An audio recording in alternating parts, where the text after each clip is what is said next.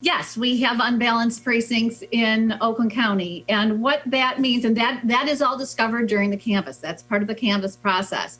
That's that big check that I talked about. We have a 3-point check of making sure that the number of ballots. So when somebody says it doesn't balance, it's the number of ballots doesn't match the number of voters. And it can be something very simple. In fact, we have to do a report.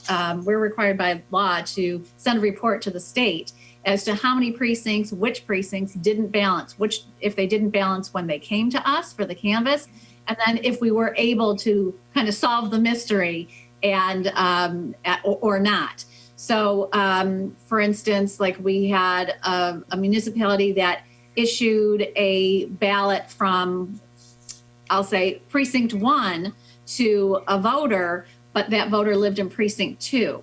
So it didn't balance because their name as a voter was in one precinct, but a ballot was executed in a different precinct. So sometimes they're easier to figure out, or the poll workers forgot to write that this person spoiled a ballot, or do that in the spreadsheet, in the balance sheet, that they forgot to add in that somebody spoiled a ballot. So one voter used 2 ballots. They didn't both get counted. One was spoiled, but so that is the accounting for an extra ballot, so to speak. So some of them, it's really easy to figure out. For anyone who works in a precinct, your remarks are always very helpful. So thank you for those, because they really can make it a lot easier for us to figure it out.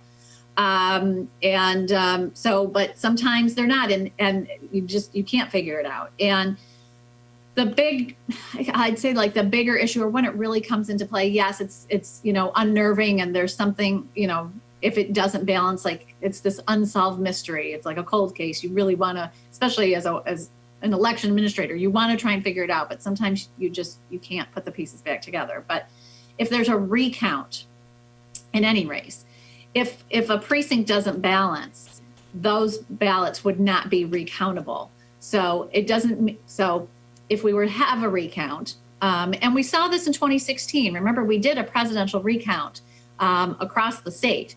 I know Wayne County had a lot of attention then as well with the unrecountable precincts, because of, some of them did not balance. So it means that the election results from election night would stand for that precinct only, and then any other precincts that are recountable, they would be recounted. But it happens. Unfortunately, it happens everywhere.